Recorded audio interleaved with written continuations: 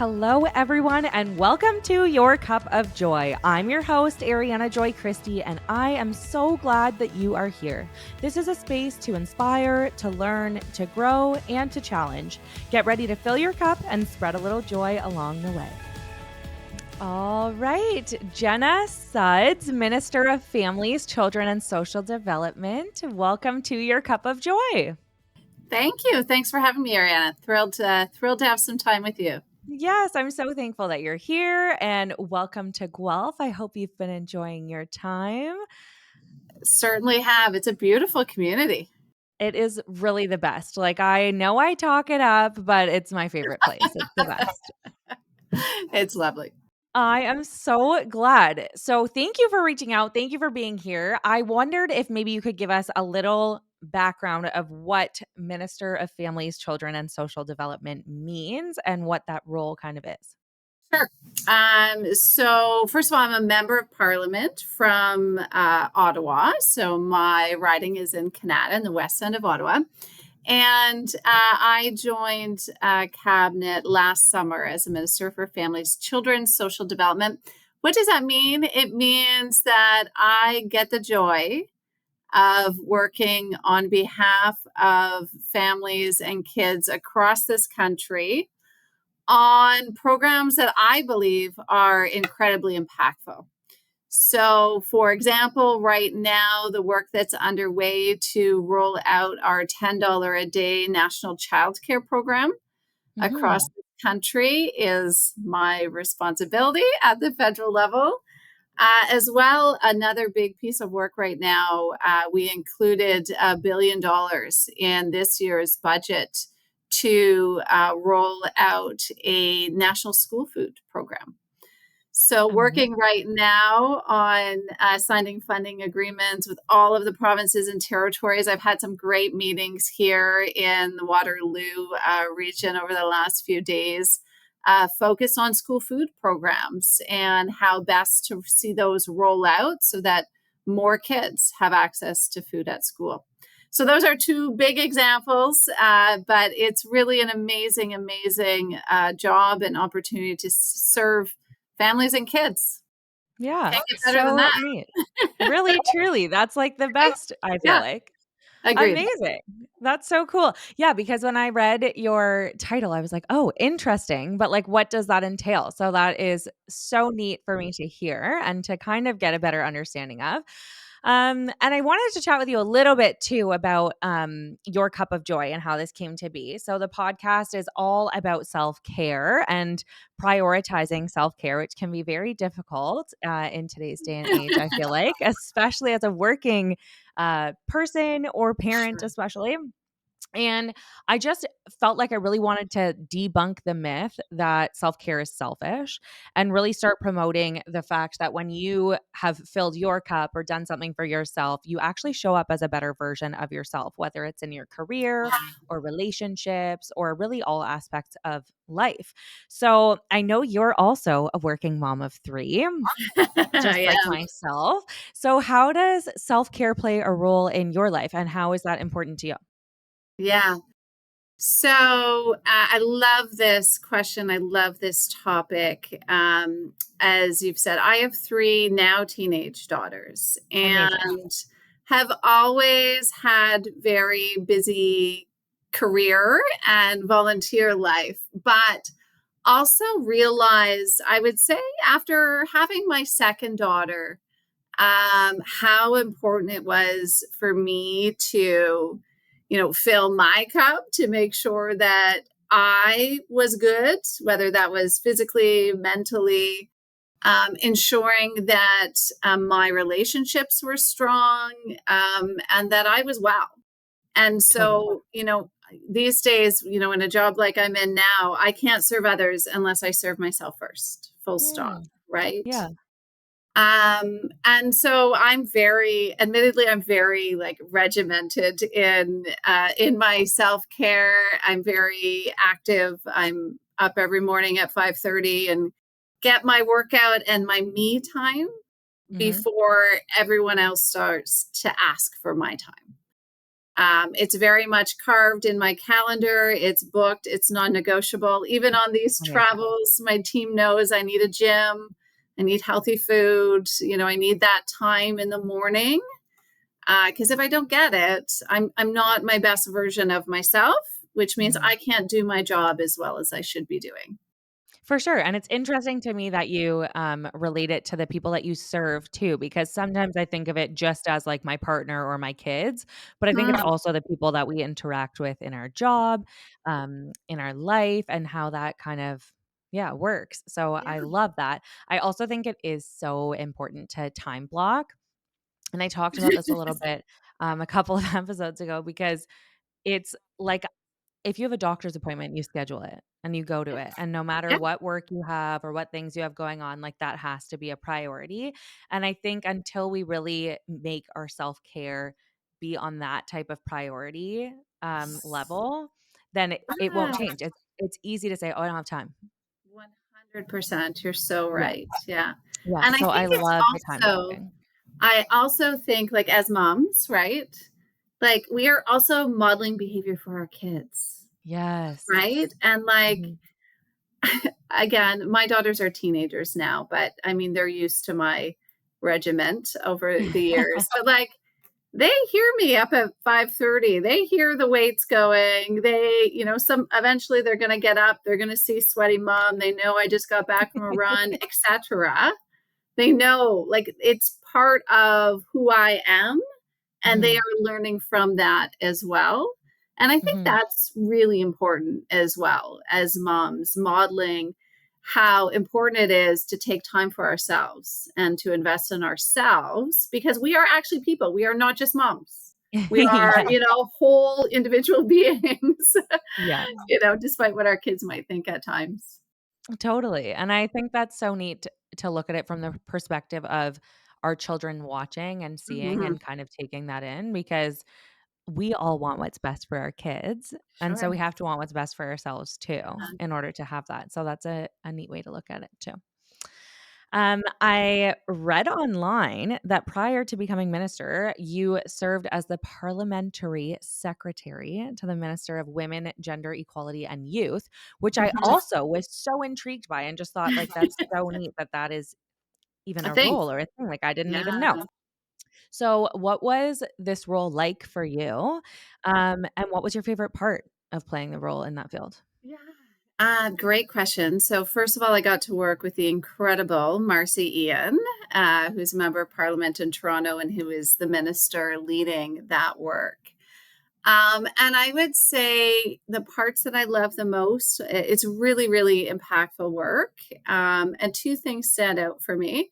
So, one of which, we were going through the process over the course of time that I was in that capacity of moving forward with our agreements, provincial and territorial funding agreements, and strategy to end violence against women.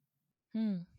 So, obviously, a really heavy topic, but such an important issue that we need collaboration at all levels of government and throughout society to Mhm. work to address, because sadly, it is still a reality in Canada that too Yeah. many women are exposed to violence and to abuse.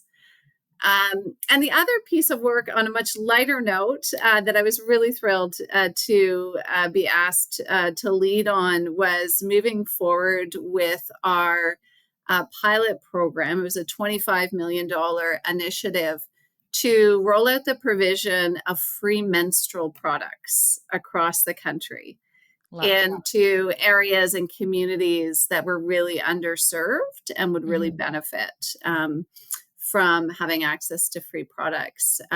So, really a bit niche perhaps, but I mean, we're women, we realize the reality of our cycle coming every month, and it's expensive, and Totally. not everyone has access.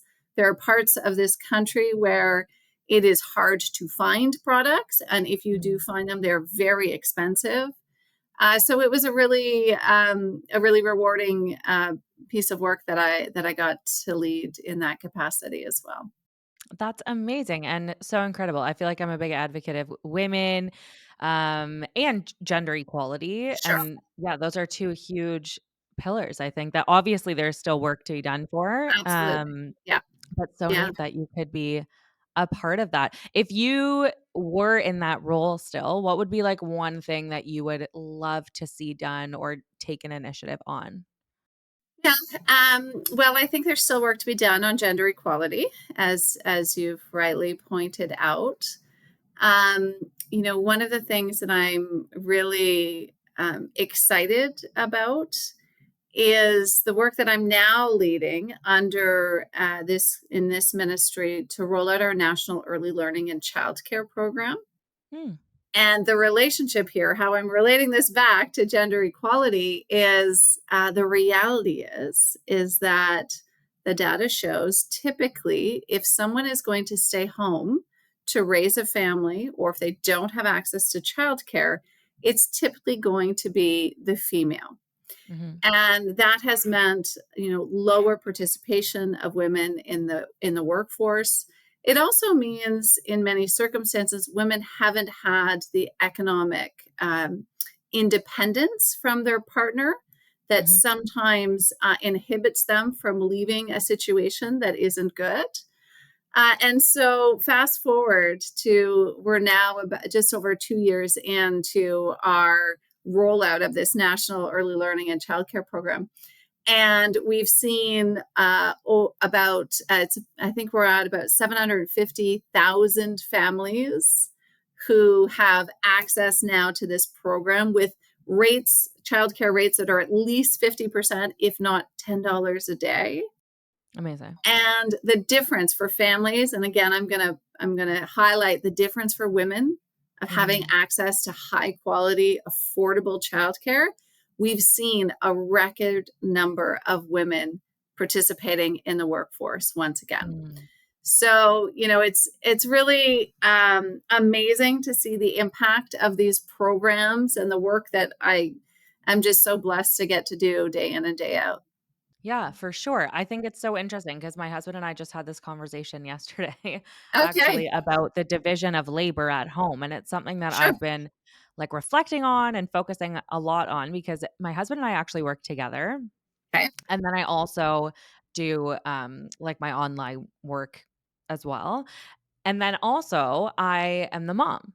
And in this world, the way that it works is, like, when a child is sick, I'm called, not my husband, and, like, I'm sure we could take effort to change that, but the fact is that it takes effort to change that. Or if a Yeah. doctor's appointment needs to be booked, like, that's me. Yeah. The dentist just texted me today, like, "Your kids are due for a Yeah. dentist appointment." That came to me to schedule. Yes. So, it becomes this thing where Sure because does. we are the women and because we are the mothers, it just falls on us. And Yeah. so I think that there is work to be done too in society's, like, vision of mother and father roles, Yeah. um, and gender roles, but Absolutely. I do think that that is a big help, like, having outside support too, Yeah. obviously is helpful, I would say, but yeah, the gender roles are something as parents that become a little bit difficult, especially when you're both working. Absolutely. Can you share Yeah. with us maybe as a mom of 3, Mhm. um, do you and your partner, like, how do you divide the roles? Because you're traveling a lot for work, obviously you're a Yes. career-focused woman, and so, yeah, how does that work for you? It's really funny because as you were just telling this story, I'm thinking about the text message that I got 2 hours ago from my 16-year-old asking me if I would send her $50 to go get groceries because there's no groceries at home because I've There you been go. traveling, right? And Yep, for whatever reason, they don't think to go ask their dad, or yep, for whatever reason, my husband hasn't had an opportunity or didn't realize we needed groceries. yep, And so they come to their mom, who's hundreds totally. of kilometers away right now. But all that to say, like, I don't pretend to have that perfect by any way, shape, or form. Mhm. But what I will say is that, I think throughout my marriage, and we actually just celebrated 20 years of marriage, which blows my Mm, mind. There's congrats. Thank you.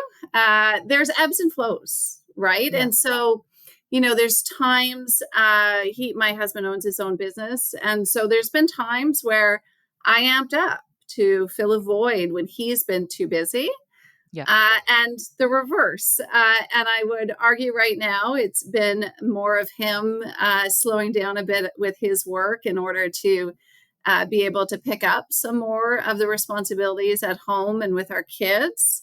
Mhm. We have three very busy athletic children who pretty much we're uber mom and uber dad now, right? We're at Yeah, that I've heard stage. that more and more lately of people Yeah. with kids that are a little bit older. Yeah. Yeah, yeah. So luckily, our oldest two now can be Uber sisters too. They have their Ah, license, but nice. I think it's always a negotiation, right? And I Mm, think for myself, as long as we had honest communication about where we both were with respect to the demands on our time in our professional lives, then yeah, we've been able to compromise and make a path forward that amazing. has kept us both sane and resulted in three amazing teenagers. Oh, that's awesome. It's good to know that, we're all struggling a little bit with that and Oh that it gosh. does ebb and flow. And I think that's something to remember. Sometimes when you're in like the depth of it, you're like, oh my Yeah. gosh, I'm the only one struggling with this. Oh Nobody gosh. else We has this all are. problem. Yes. We all are. So I think that is important to know for sure. Yes. Um, so you're obviously an advocate for women, parents, working moms, especially, I feel like. And you've shared some initiatives that are close to your heart, but I think those are going on right now in your career Yeah. life, like full-time career. Um, what's one initiative that you've been a part of that has made you the most proud? Um, it's hard to pick one. I'm sure, yeah, and it I'm probably having so changes. much fun, yeah. Um, so I'm going to say at the moment, what I am just so excited about and so proud of is the work that we are doing to roll out school foods programs Mm, across this country. So it's a work in progress, right? This is just the beginning. So hopefully I will grow prouder as the months go along. But yes, it's just such an incredible opportunity mhm, to touch children's lives and to set them up better for success, frankly. totally, I'm sure we can all both agree, children will learn better when their stomach is full. They will focus on their learning, and school food gives them that ability. But the other part of it, that there's a few parts that are really awesome, but the other part I think is like food is social. Eating food mhm, with your friends at school gives you an opportunity to socialize. mm, It gives you an opportunity to learn about food that you might not have the opportunity at home, try new things. Like food mhm, brings community together. And I think the totally. opportunity to create that within schools is just such a massive opportunity. And I think in the months and years to come is really going to be transformational for kids and for a lot of parents who, let's also acknowledge, sometimes struggle to be Totally. able to afford the school lunches and the snacks and being able to send their kids to school with food. Yeah, for sure. So I'm really excited about this program. I admittedly, as a kid, I'll loosely say I came from a middle class family, but there was no food for me to take for lunch. Mm, Like that wasn't an option. And so, when I think about how things would have changed even in my own childhood, if that was a mhm, reality, I totally. just think like there's so much opportunity here for kids. And, every dollar we spend on food for children is a dollar well spent. Mhm. Yeah, I agree completely. And talking about how food brings people together, like socially, I think that is a Yeah. huge, huge part. And if you're not having access to food or the ability to purchase food with others, Mhm. then you're not getting to experience that social Yeah. aspect too. And even saying that, like, it was, like, nostalgic for me to think back to, like, the lunchroom when I'd see, like, my other friends' snacks and be like, "Ooh, what's that?" And then go home and ask my Yes. mom for it. Right? Like, those are things that, yeah, the Yeah. exposure, the social Yeah. piece, it's like hunger is the main root, definitely, but Yeah, I think there are yeah, other pieces that play a role into that too. absolutely. And I was reading a little bit about this program, and I read that nearly 1 in 4 children in Canada do not get enough food. And for me as a parent, especially of young kids, I think it just hits so close to home to think like Yeah, food is a basic need. Like it's not something absolutely. that's extra. It's not something that's like, crazy. Like Yeah, it's literally a basic need. yeah, And as a child, you can function so much better if you're full. Like I this is such a silly, silly way to but something that just came up for me was yeah, we were away for a couple of weeks and we were somewhere where I hadn't packed a diaper bag and neither myself nor my husband had packed snacks, and my yeah, almost 2-year-old was screaming, "Snacky, snacky, snacky," and I was like, "I can't help you, like, I do not have a snack," and it was not going to be a fun time unless we went back to get a snack or some food because just yeah. like I get hangry, she gets hangry, and she can't participate in everyday activities without Sure. fuel in her Yeah, body, and so, like, it really made me think, like, imagine, like, not having the ability to go home and get her a snack, and that yeah. is the reality for 1 in 4 children. It's sad to Um, think of. it is, it's so sad to think of, especially when you have your own kids and you're really thinking Yeah, of the people and the kids closest to you if you don't have kids. yeah. Um, can you maybe share a bit about how the program really came to be Mhm, and where it is now, I guess? And how do you like, are there certain schools that get access to this program and mhm. not others? How is that chosen? Does everybody get access to it? Yeah. So currently across the country, there are a number of different school food programs in place that are either put together by a nonprofit organization. So there's the Healthy School Foods Coalition, for example, Breakfast Clubs of Canada. There's some large ones across the country who often are continually fundraising, trying to raise the money to roll this out. Oftentimes in school, it's delivered by volunteers and Mhm, or by teachers. And most provinces at this point in time have committed some funding to support these programs within schools. What has changed recently is that the federal government has announced back in April through our last budget that we are going to contribute $1 billion over 5 years to take what currently exists and put more funding into it so we can reach more kids and more schools.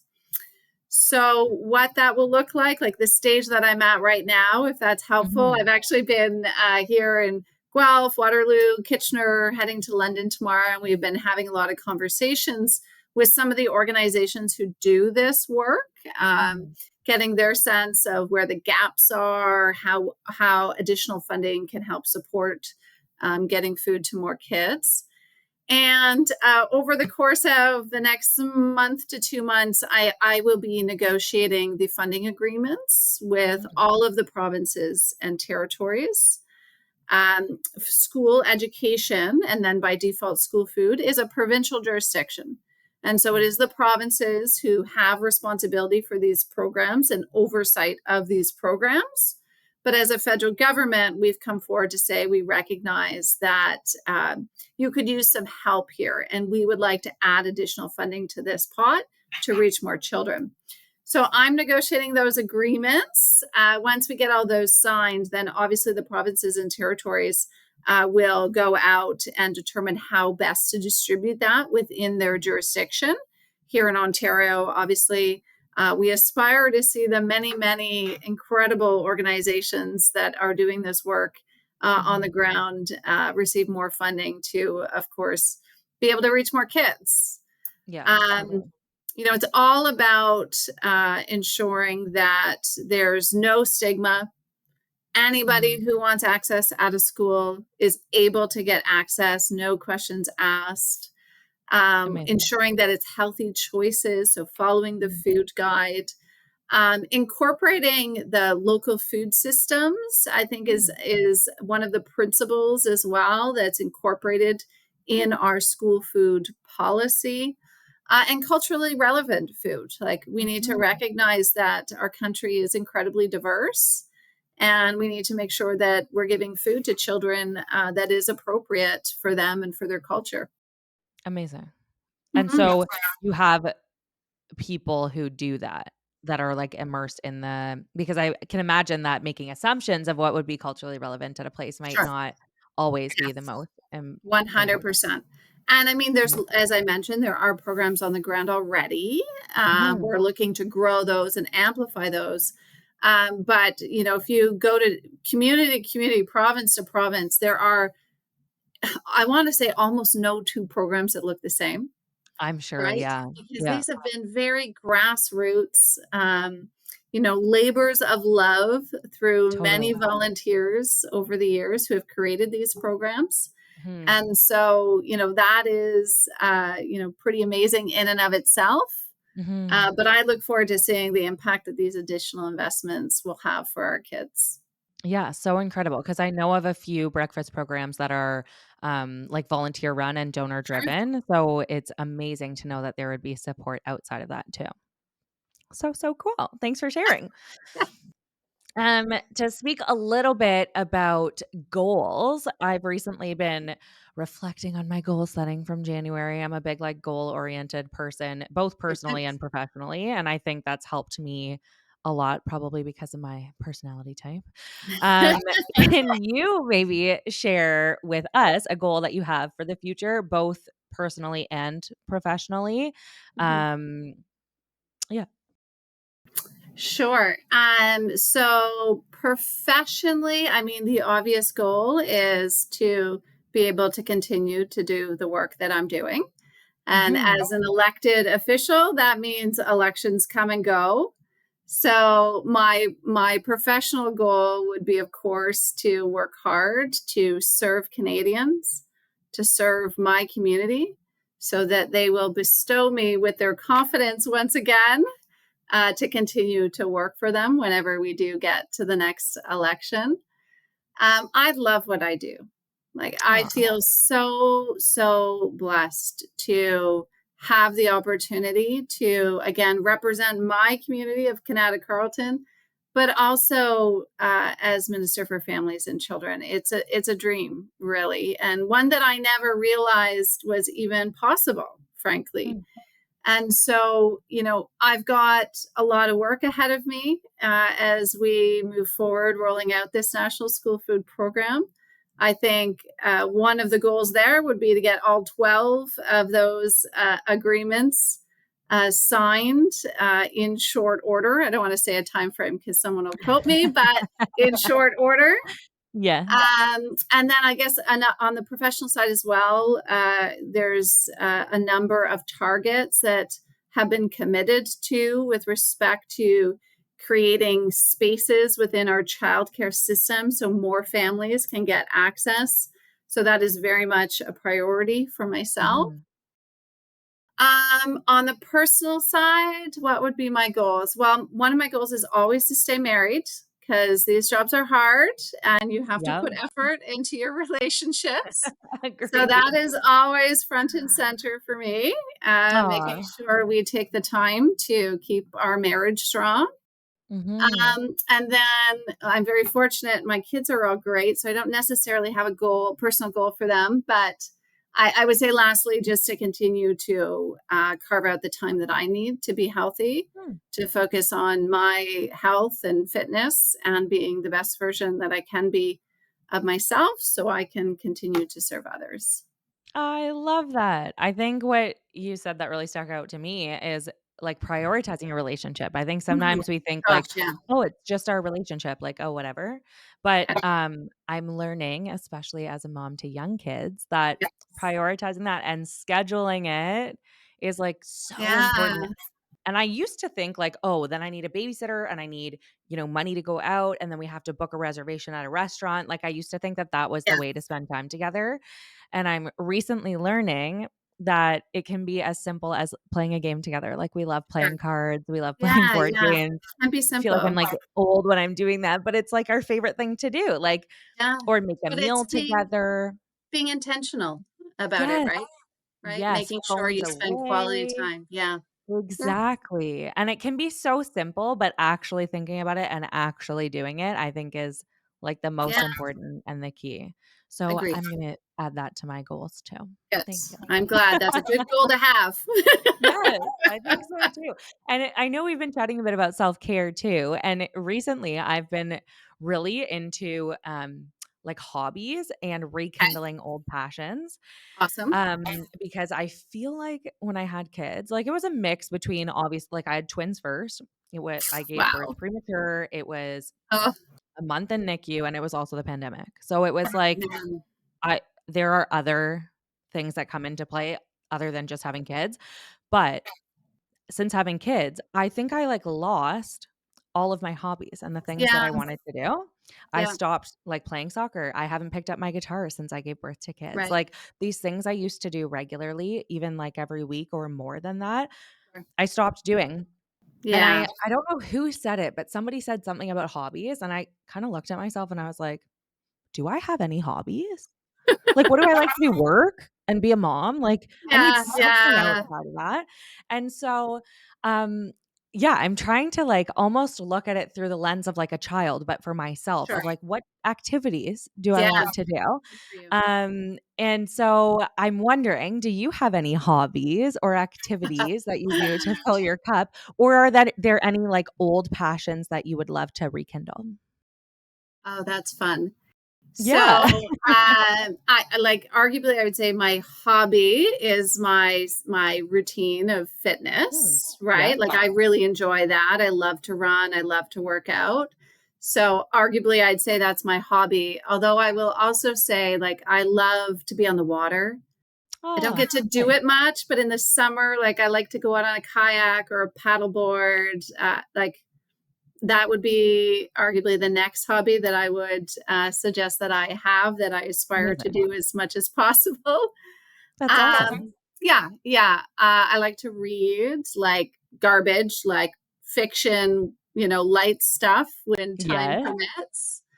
Um, and then, yeah, if I was to think about something I used to do that I'd like to do again, I'd love to like get back into a women's volleyball league. Like when Ah, time permits, I was up until I had my first daughter and I haven't played since. I'd love to do that again. I used to that would do be awesome. cake decorating. Like I used to make wedding cakes. Like, What? How fun. yeah, how random, but I love doing it. I love to decorate cakes. Oh, that's But amazing. maybe one day I'll get back there. Volleyball and cake decorating, I see it in your future. Yeah, you never know. That's amazing. I love that. Yeah. Yeah, it's so interesting how things, like, change and things get busy and Yeah. you focus on things like your career and your kids, and Yeah. yeah, I'm always interested to That's hear okay. what people love. Like, it's It okay, is, right? Like, I do think it's totally. ebbs and flows, Mhm.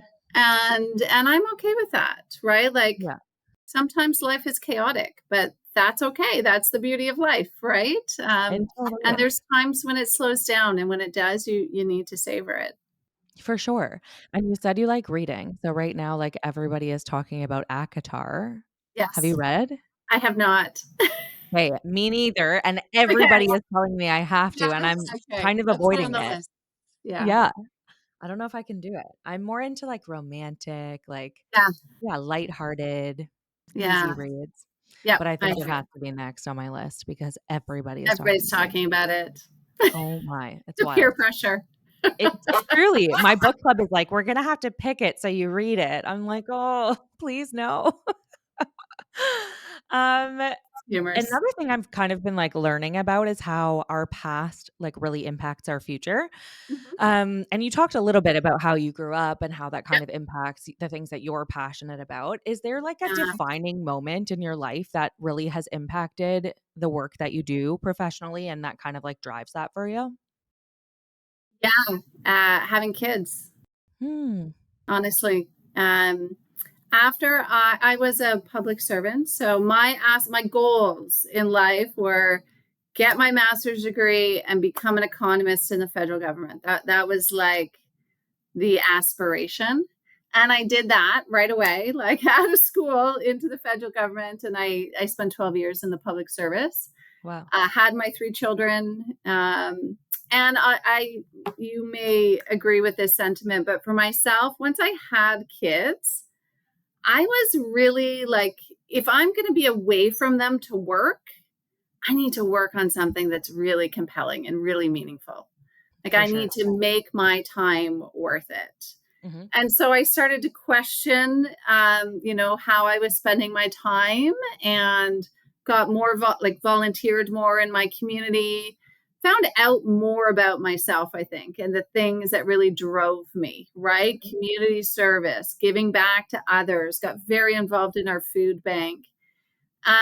And those years, I'll say there was a few years there where I really questioned, and then finally just took the leap and made some career changes. I've had a very twisty, turvy, unpredictable career, but it's beautiful. Like I Yes. feel blessed. I've had some amazing, amazing opportunities, again, serving people, serving my community, serving Canadians. Mhm. And it's just really incredible. Amazing. Yeah. Yeah, having kids really changes, like, your whole Yeah. perspective on things, I Certainly feel like. does. Yeah. Mhm. And how Absolutely. interesting now that you can also serve other people's kids. Like, if Yeah. that's, like, your role now, How that's so lucky. neat. Yeah, I love that. Who knew, right? Totally unexpected, Yeah. but amazing, right? When you Mm. put yourself out there, like I always tell my kids, like the scariest decisions sometimes are the best ones, right? Like when Truthfully. you take a chance on yourself Mhm. and you put yourself out there, really good things can happen. Totally, and I think especially when you're passionate about it, like, if Yeah. it's something that really you're driven to do and aligns with your values, then I think it will always work out how it's supposed Yeah. to. Yeah. Well Yeah, for said. sure. Um, Now we've talked a little bit about the $10 a day daycare. That's, like, a hot topic for, like, all parents and soon to be parents and people I'm thinking to sure. be parents. I hear it, like, all the time. Yeah. Everybody talks about it. So, can you share with us, like, why $10? How did that amount come to be? What kinda happens there? Do people qualify for it? Like, Yeah. give us the Full Coles notes. Notes. Sure. Sure. So this came to be, now we're about 2.5 years into our rolling out of this program.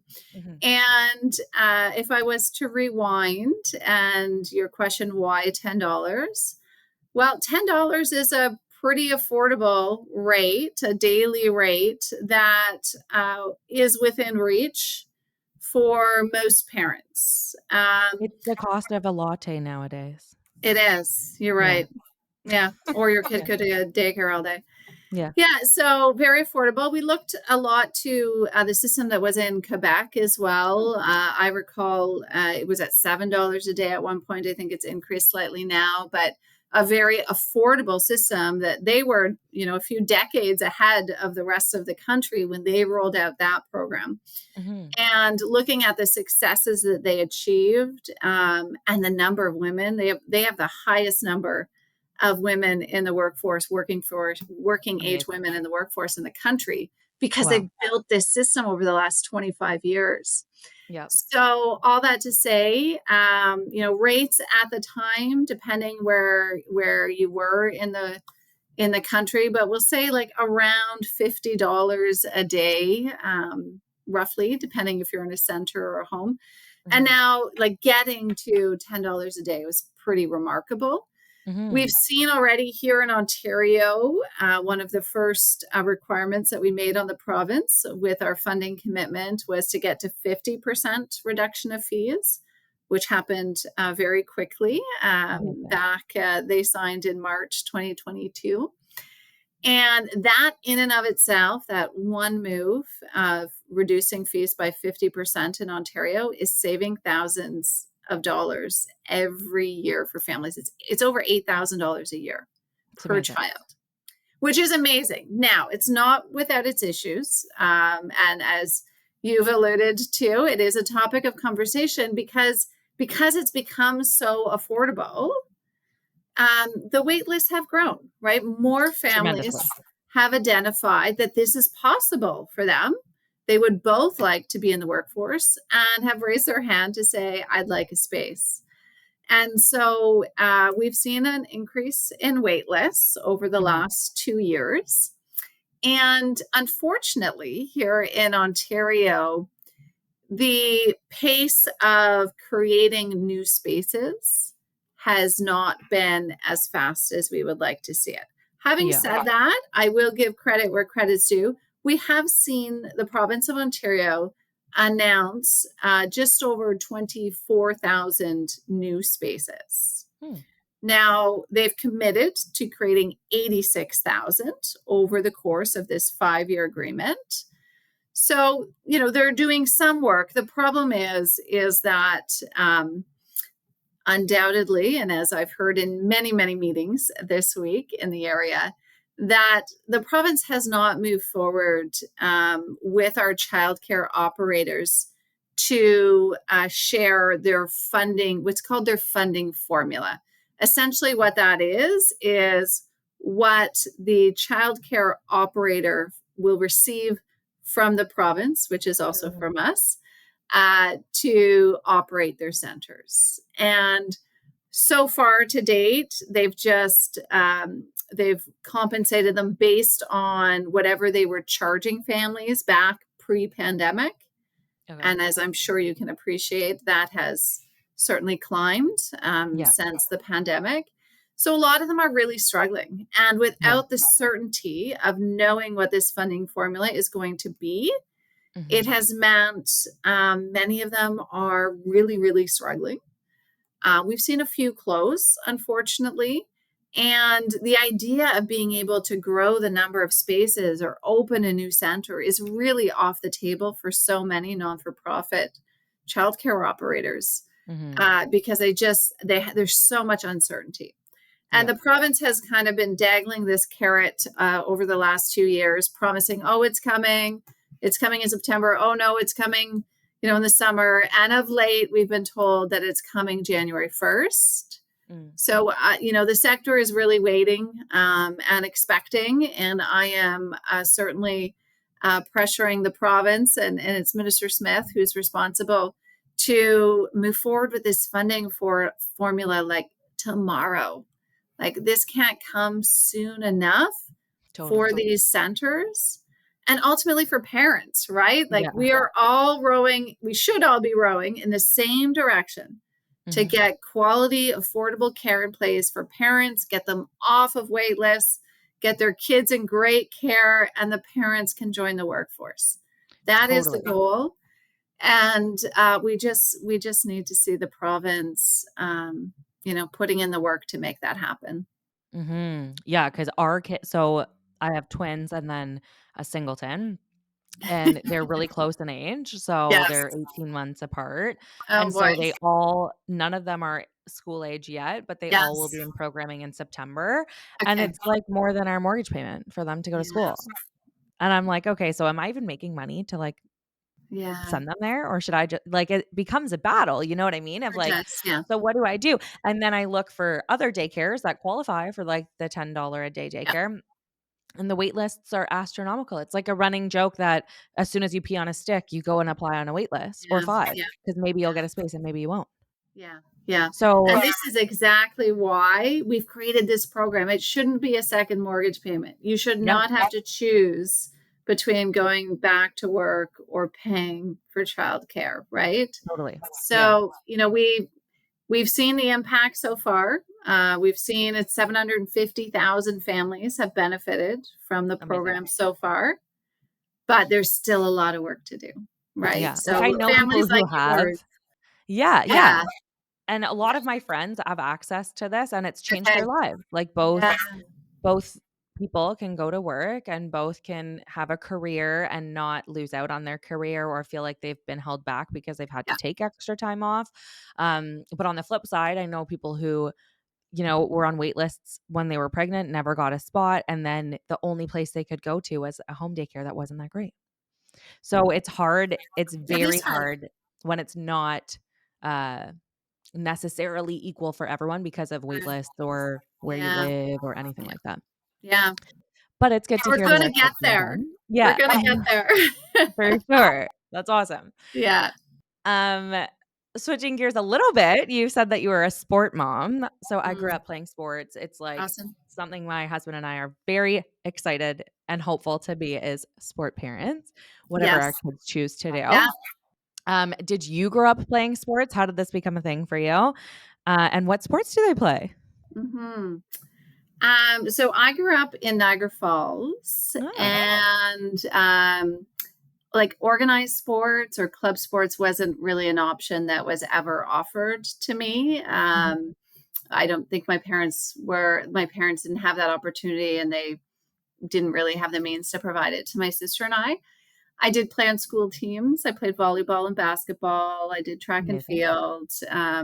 My husband is quite sporty and did Mhm, have the opportunity when he was young. He played baseball and hockey. amazing. So I have to tell you, Ariana, it's challenging I've heard. when your kids are little, trying to figure out like what they actually like to do, it takes a while. So I'm Mhm, just going to give you some mom advice here. Have please. patience, try Yeah. a bunch of things, and Mhm, eventually you're going to know, because they are happy to get out of bed super early. aw, They're all like, you'll know, right? mhm. So for us, it took a while. Our oldest daughter played hockey. She's 18 now. Oh, So this was her amazing. last season. Now Oh, she'll move on to women's like pickup hockey, which was a lot of fun. And my husband has coached her every year, and it's been really so lovely. special. Yeah, my middle daughter found figure skating, and Cool. skates on a synchro skating team. So Who knew that? cool. Who knew that was a thing? I had no idea. Yeah. But really a great sport, and it's a team sport, and she has a ton of fun. So it's really lovely. Aw, And then our youngest daughter plays volleyball.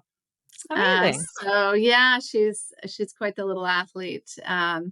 Having a good time with her volleyball. So it's That's amazing. incredible. Yeah, when they find their thing, it's amazing. And I have to say, now that I have like my oldest going off to university, my middle daughter going into grade 12, I am so, so grateful that they had their sport through high school, Oh, because it gave them this whole other set of friends. It gave them this other outlet outside of mhm. school, right? When things weren't going great with a friend or school wasn't going great, that this other social circle. And it's just been really amazing to witness that for them. Aw, And some just amazing friendships that they've made through sports. So I'm that's very grateful. wonderful to hear. Yeah. I love that. Kept them out of Yeah. trouble too. I think so, and I think you learn really valuable lessons when Totally. working on a team or playing on a Yeah. team, so that's incredible. Yeah. Thanks for Yeah. sharing. Yeah. Really Um, fun. to wrap up a little bit, I wondered if you could give our listeners maybe one piece of advice. Mm. Oh my gosh. As I'm putting you on the moms? spot. Or in general, whatever you Well, feel called to do. okay. Well, I have a few mantras like that Okay. I live by. Mhm. I kind of shared one earlier, but the other one I haven't mentioned is, what you're not changing, you're choosing. And What you're not changing, you're you're choosing. I choosing, love that. right? And I Yeah. remind myself of this every day. I have it on my wall in my office at home. And I think it resonates in all aspects of your life, whether it's your professional life Mhm. or whether it's your personal life. What you're not changing, you're choosing. Mhm. You're choosing the status quo, right? Totally. Yeah. So it motivates me, it pushes me Mhm. to continue to push for more, whether that's in my work, getting food into kids' bellies for a school program, getting parents off wait lists, Mhm. or whether it's in my personal life and running an extra kilometer this morning because I should, because if I'm not, you know what I mean? If I'm not Yeah. changing, choosing. So I think it plays out in many aspects of life. And it's been something that I remind myself of daily. I love that. but I'm gonna keep that with me too. To end, I like to always do some rapid fire fun questions if that's okay with you. Just a Boys. Okay. few. So Okay. get ready. All right. Um, Coffee or tea? Coffee. Haha, Lots of me it. too. Yes. Last book that you read and loved? So I just finished, actually, it's over on my hotel stand. The Last Lie. The Last Lie Oh. Wins. Excuse me. The Last Lie Wins. It was actually a bit surprising, a light read, but like made you think about the last lie every time. I don't want to give Oh, it away, but it was really enjoyable. I'll have to add that to the list. Yeah. What's your favorite way to unwind after a long day? Go for a run, get some exercise, Good get for you. outdoors. Yeah, That's outdoors. amazing. Yeah. Great. And what is a hidden talent or something that most people don't know about you? Um, that I used to make wedding cakes. That was a really good I was like, "Wow, that's pretty incredible." Cake Boss used to be, like, my favorite TV show when I was younger. Yeah, yeah. Well, I'll tell you, during my mat leave, I took like Wilton like cooking classes and stuff and learned how to make all these things. So How cool. yeah, there Love you go. There that. was a hobby I had during my maternity leave. I was just thinking, what a cool hobby. That's awesome. Well, thank you so much, Jenna, for joining us. Yeah. Where can people find you and connect with you? They can find me on all my socials, of course, Instagram, Twitter, Facebook. At Jenna Sudds is everything. My website, jennasuddsmp.ca. I'm everywhere and happy to chat with anyone anytime. Here to serve. Amazing. Well, thank you so, so much. And thank you, everybody, for listening. Thank you.